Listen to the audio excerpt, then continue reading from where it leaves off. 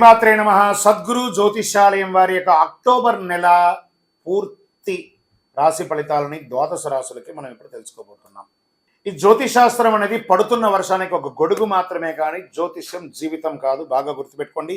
మీరు మిమ్మల్ని నమ్మండి, మీ కులదైవాన్ని నమ్మండి, మీ ఇష్టదైవాన్ని నమ్మండి. మీరు చేస్తున్న వృత్తి వ్యాపారానికి న్యాయంగా ఉండండి. తప్పకుండా మీ రాశి ఫలితాలు అద్భుతంగా ఉంటుంది. సకల దేవతలు మీకు అనుగ్రహిస్తారు.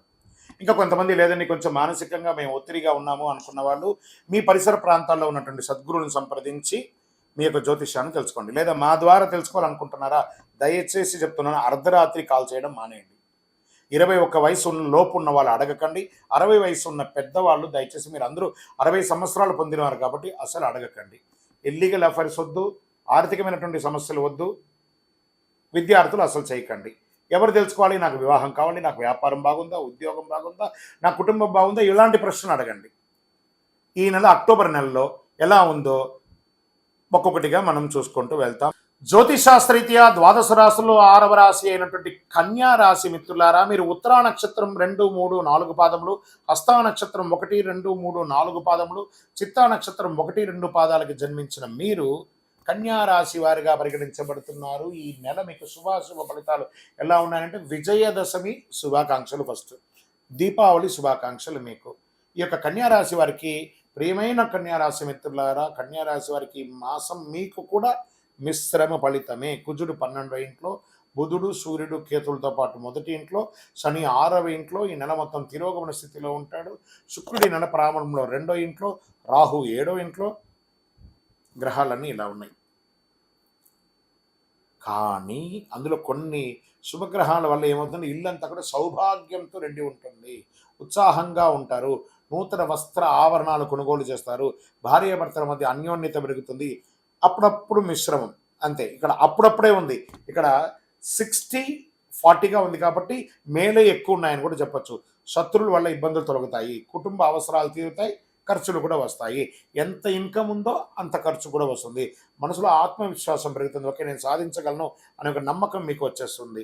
మీలో ఇంతవరకు దాగి ఉన్న ప్రతిభను బయటపెట్టడానికి మీకు మంచి అవకాశం వస్తుంది. గెట్ రెడీ, సాధించండి ఏదైనా. అవన్నీ మీకు రాబోతున్నాయి. మంచి ప్రభుత్వ వ్యవహారాల్లో కాస్త జాగ్రత్తగా ఉండండి. కేసుల్లో తొందరపాటు మానుకోండి. ఉద్యోగంలో ఉన్నటువంటి ఉద్యోగస్తులకి మిశ్రమం, చెడు లేదు మంచి లేదు, అలా సాఫీగా జరిగిపోతుంది. ఇంక్రిమెంట్స్, బోనస్లు వచ్చే నెల ఇది. కొత్త వ్యాపారాలు విజయవంతంగా ఉంటుందని చెప్పచ్చు. వ్యాపారాల్లో ఆకస్మిక ఆదాయం చూడండి, ఇది బాగుంది. మీరు ఎప్పుడో రావాల్సి అనుకున్న డబ్బు కూడా ఇలా సులభంగా వచ్చేస్తుంది. అయితే కొత్త బ్రాంచ్లు పెట్టడానికి ముందు 1-2 సార్లు ఆలోచించి అన్ని రకాలుగా మంచి చెడుతో చూసి పెట్టండి. సోదరపరంగా ఖర్చులు పెరుగుతాయి. మాసాంతంలో కుటుంబ బంధువులు మరియు స్నేహితులు ప్రత్యేక హౌస్ పార్టీ, అంటే ఒక గెట్ టుగెదర్ అంటారు చూసారా, అలా 1-to-1 కూర్చొని అందరూ కలిసికట్టుగా, దీపావళి వస్తుంది, దసరా వస్తుంది, అన్ని పండగలే కదా, 1-to-1 చేయడంలో తప్పలేదు కదా, లేదా టుగెదర్ కూడా చేయొచ్చు కదా. చాలా అద్భుతమైనటువంటి సమయం చెప్పచ్చు. ఆరోగ్యం పట్ల కాస్త శ్రద్ధ వహించండి. శస్త్రచికిత్స ఏదైనా పోస్ట్పోన్ అయ్యి ఉంటే, అవకాశం ఉంటే చేసుకోండి, అది మంచిది. విద్యార్థులకి నెలంతా సవాలుగా ఉన్న అంతిమంగా విజయమే. విదేశీయ విద్య కోసం చేస్తున్న కష్టాలన్నీ కూడా తొలగి H1 వీసా కోసం ప్రయత్నం చేస్తున్న వాళ్ళు, గ్రీన్ కార్డు కోసం ప్రయత్నం చేస్తున్న వాళ్ళు, సిటిజన్షిప్ కోసం ప్రయత్నం చేస్తున్న వాళ్ళు, ఇవన్నీ కూడాను జరిగే అవకాశాలు ఉన్నాయి. రాజకీయ నాయకుడికి మిశ్రమం, 60% బాగుంది, 40% మిశ్రమంగా ఉంది, జాగ్రత్త. ఐటీ రంగం వారికి మాత్రం ఈ నెల చాలా బాగా ఉందని కూడా చెప్పచ్చండి. మీడియా రంగం వారు మీదంతా జాక్పాట్ నెల అని కూడా చెప్పచ్చు. షేర్ మార్కెట్ లాంగ్ టర్మ్లో ఇన్వెస్ట్ చేయండి.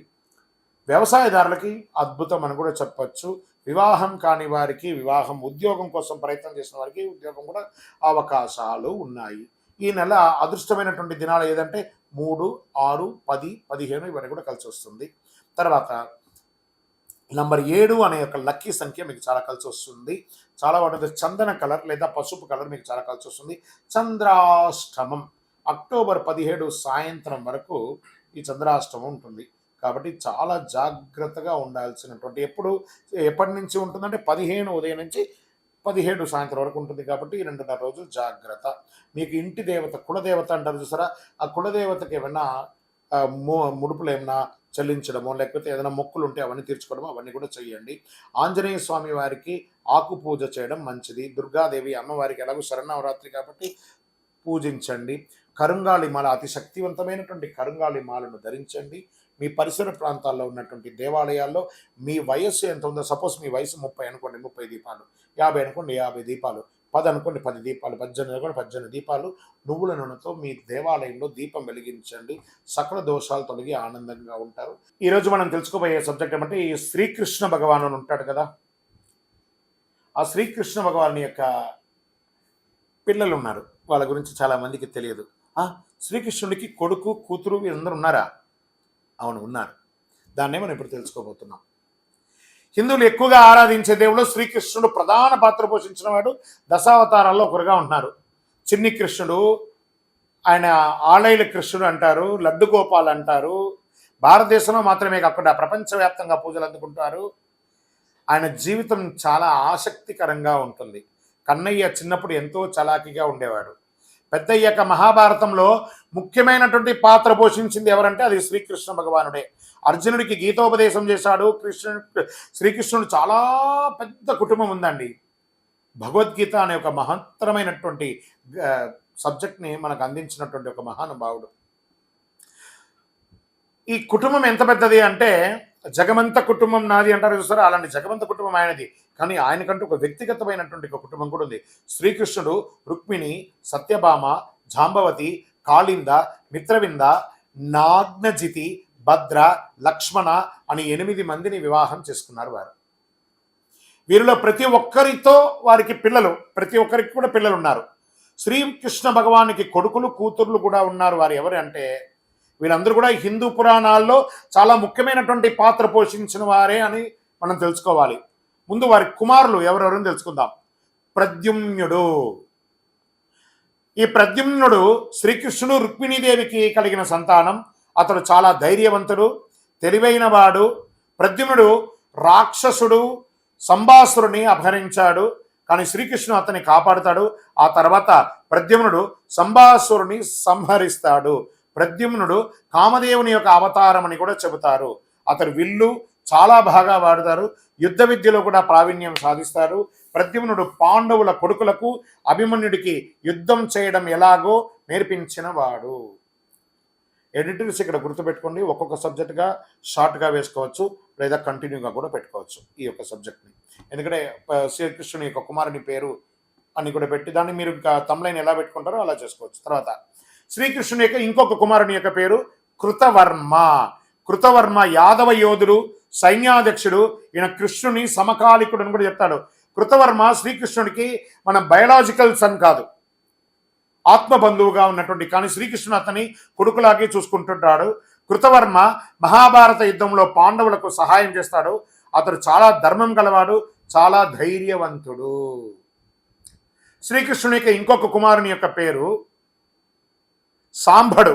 శ్రీకృష్ణునికి జాంబవతికి పుట్టిన మొదటి పుత్రుడు సాంబడు. అతను చాలా అల్లరి చేసేవాడు. తన తండ్రి వంశాన్ని నాశనం చేసేలా పనులన్నీ చేసేస్తుంటాడు. అందుకే అతడి గురించి బాగా ఎవరు చెప్పిన చరిత్ర ఏం పెద్దగా లేదు. సాంబడు చేసిన తప్పుల వల్ల మహర్షి దుర్వాసుడు శపిస్తారు. దాంతో యాదవ వంశం అప్పట్లో ఇబ్బంది అయ్యిందని కూడా వినేవారు. ఇక శ్రీకృష్ణుడికి మనవడు, కొడుకులు అయ్యారు కదా, ఇప్పుడు మనవడు అనిరుద్ధ పేరు. శ్రీకృష్ణునికి మనవడా? ఇవన్నీ ఎక్కడ కొత్తగా ఉంది కదా. ఎస్, శ్రీకృష్ణుని యొక్క మనవడు అనిరుద్ధ. అనిరుద్ధుడు శ్రీకృష్ణుని యొక్క మనవడు అవుతాడు. అతని తండ్రి ప్రద్యుమ్నుడు, తల్లి రుక్మావతి. అనిరుద్ధుడు చాలా ధైర్యవంతుడు, చాలా తెలివైనవాడు. అనిరుద్ధుడు రాక్షసుల రాజైన బాణాసురుని కూతుర్ని యొక్క ప్రేమిస్తాడు. ఎంత అద్భుతంగా ఉంది చూసారా. తర్వాత ఇప్పుడు శ్రీకృష్ణుడికి కూతుర్లు. శ్రీకృష్ణుడికి కూతుర్లు ఉన్నారా? వాళ్ళు ఎవరు? వారి పేర్లు మనం తెలుసుకుంటాం. ప్రజలు శ్రీకృష్ణుని కుమార్తెలు చరిత్ర పౌరాణిక గాథల గురించి పెద్దగా ఎవరికి తెలియకపోవచ్చు కూడా, కానీ కన్నయ్య జీవితంలో కీలక పాత్ర పోషించారు వారు. వారిలో అత్యంత ముఖ్యమైన 3 గురించి తెలుసుకుందాం. వారెవరు? మొదటి కూతురు అని చెప్పుకోవచ్చు, సుశీల. శ్రీకృష్ణుడు రుక్మిణి దంపతులకు సుశీల జన్మించారు. ఆమె చాలా తెలివైనది, చక్కని స్వభావం గల ఆమె క్షత్రియరాజు కుమారుణ్ణి పెళ్లి చేసుకున్నది. రైట్. మరియు శ్రీకృష్ణుడి ఇంకొక కుమార్తె భద్ర. కన్నయ్య జాంబవతికి భద్ర అనే కుమార్తె పుట్టింది. శ్రీకృష్ణుడికి జాంబవతికి భద్ర అనే యొక్క కుమార్తె పుట్టింది. అలా ఆమె తెలివైనది, పాండవులకు శత్రువైన దుర్యోధుని వివాహం చేసుకున్నది. చూడండి ఇది ఎలా ఉందో, ఇదే కథలో ట్విస్ట్లు అంటారు చూసారు. అలా తర్వాత స్వామివారికి శ్రీకృష్ణుడికి ఇంకొక కూతురు చారుమతి. ఈ చారుమతి శ్రీకృష్ణుడు సత్యభామ దంపతులకు పుట్టింది. ఆమె చాలా అందంగా ఉంటుంది. కృతవర్మ కుమారుని ఆమె పెళ్లి చేసుకున్నది. ఇవన్నీ కూడాను శ్రీకృష్ణు యొక్క జన్మ వృత్తాంతంగా తెలియడం జరుగుతుంది. ఇది అందరూ కూడా దాచిపెట్టుకోండి, వింటూ ఉండండి. మీ పిల్లలకి నెక్స్ట్ జనరేషన్కి ఇవన్నీ తెలియజేయండి. మీరు అందరూ కూడా క్షేమంగా ఉండాలని అఖిలాండ కోటి బ్రహ్మాండ నాయకుడు శ్రీ ధర్మశాస్త్ర అయ్యప్ప స్వామి వారి యొక్క 18 అవతారాల దేవాలయం జీవకొండ తిరుపతిలో మీకోసం ప్రార్థన చేస్తుంటాం. మీరు కూడా ఒక్కసారి తిరుపతి దర్శనానికి రండి. విజయోస్తు.